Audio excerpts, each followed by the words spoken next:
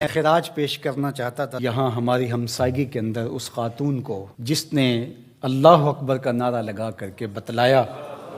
کہ یہ امت ابھی بھانج نہیں ہوئی، اس امت میں آج بھی بیٹیاں موجود ہیں جو اپنی آبرو پر پہرا دے سکتی ہیں۔ کچھ لوگ سمجھتے ہیں کہ یہ بے پردگی یہ ترقی ہے، یہ ماڈرنزم ہے، ایسا نہیں ہے، یہ جہالت تھی۔ کعبۃ اللہ کا طواف برہنہ کیا جاتا تھا، تو برہنگی یہ جدت نہیں ہے، یہ قدامت ہے، یہ ترقی نہیں ہے، یہ جہالت ہے۔ اس سے اسلام نے نکالا ہے اور پردے کی طرف اسلام انسانیت کو لے کر کے آیا ہے۔ کان رسول اللہ صلی اللہ علیہ وآلہ وسلم اشد حیاء من اظراف خدرہا، کمواری لڑکی پردے میں لپٹی ہوئی جس طرح حیادار ہوتی ہے، حضور اس سے بھی زیادہ حیادار تھے۔ تو یہ ہمارا دین ہے، لیکن مغرب اور لادینی قوتیں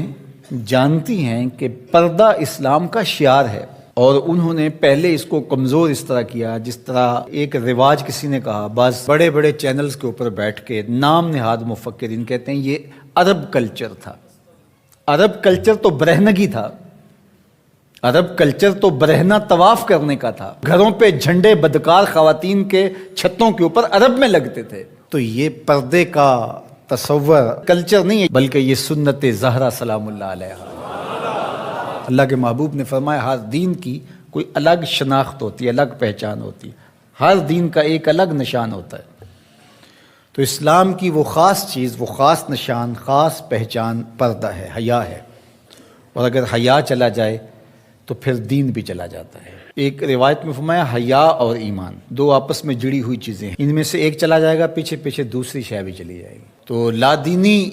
قوتیں اس بات کو جانتی ہیں کہ اگر حیا چھین لیں گے تو ایمان اس کے پیچھے پیچھے اس راستے سے جو حیا کے چھننے سے بنے گا تو انہی قدموں پہ ایمان بھی رخصت ہوتا چلا جائے گا۔ تو لہٰذا ان کو یہ کہو کہ تم ترک ایمان کرو تو یہ تو کبھی راضی نہیں ہوں گے، تو اس لیے انہیں پردے کا ترک کروایا جائے، انہیں حیا کے جوہر سے محروم کیا جائے تاکہ یہ ایمان کے جوہر سے بھی محروم ہو جائیں۔ تو پھر انہوں نے کئی رنگ تراشے، کبھی کہا کہ نظر کا پردہ ہے، کبھی کہا کہ پردہ تو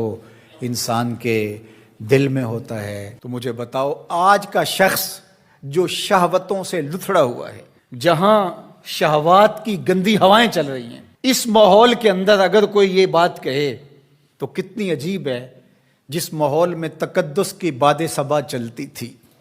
اور وہی اترتی تھی اور جبریل کو وہی لے کر کے آتے صحابہ نے دیکھا تھا، اور قرآن اترتا تھا اور قرآن پڑھانے والے سکھانے والے خود صاحب قرآن تھے، وہ صحابہ ان کو جب پردے کا حکم دیا گیا اور ان کو نظریں نیچی رکھنے کا حکم دیا گیا تو میں اور آپ کون ہوتے ہیں؟ جب ابو بکر و عمر کو کہا گیا کہ نگاہوں کو نیچا رکھنا، جب عثمان و علی سے کہا گیا کہ نگاہوں کو نیچا رکھنا، جب سیدہ عائشہ، حضرت ام سلمہ، حضرت میمونہ، حضرت زینب،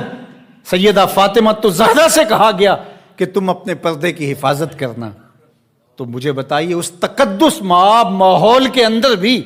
جب پردہ کرنے کے لیے مومنوں کی ماؤں کو حکم دیا گیا، اور ابو بکر و عمر، عثمان و علی عشرہ مبشرہ جن کی جنت کی ضمانت بھی رسول اللہ نے دی ہے، تو جب ان کو بھی کہا گیا کہ نگاہوں کو نیچا رکھنا تو میں اور آپ کس شمار میں ہیں؟ تو یہ ایک نفس کی کہانی ہے جو ہم گھر کے بیٹھ کے کہا کوئی بات نہیں جی، پردہ تو دل کا ہوتا ہے۔ بحالت مجبوری خواتین کو گھر سے نکلنا پڑتا ہے، لیکن اس میں بھی اس کو تاکید کی گئی کہ تیرا پردہ کسی صورت کے اندر بھی ختم نہیں ہونا چاہیے۔ میں خراج پیش کرنا چاہتا تھا یہاں ہماری ہمسائیگی کے اندر اس خاتون کو جس نے اللہ اکبر کا نعرہ لگا کر کے بتلایا کہ یہ امت ابھی بھانج نہیں ہوئی، اس امت میں آج بھی بیٹیاں موجود ہیں جو اپنی آبرو پر پہرا دے سکتی ہیں، اور یہ حالات بتاتے ہیں کہ یہ امت مرنے کے لیے نہیں، قیامت تک قائم رہنے کے لیے پیدا ہوئی ہے انشاءاللہ۔ اس دبی ہوئی راکھ میں چنگاریاں موجود ہیں، جو وقت آیا تو شعلہ جوالہ بھی بن جائیں گے انشاءاللہ العزیز۔ اقبال نے ایک بات کہی تھی، اگر پندے ز درویش پذیری، ہزار امت بمیرت تو نہ میری، بطول باش و پنہا شو ازیں اثر کہ در آغوش شبیر بگیری۔ اقبال کہتا ہے اس فقیر کی ایک بات مان لے، ساری امتیں مر جائیں گی، امت مسلمہ تجھے زوال نہیں آئے گا، اور وہ کیا؟ بطول باش، بطول بن جا اور زمانے کی نظروں سے پوشیدہ ہو جا، پھر تیری آغوش میں بھی حسین ابن علی جیسے بیٹے جنم لیا کریں گے۔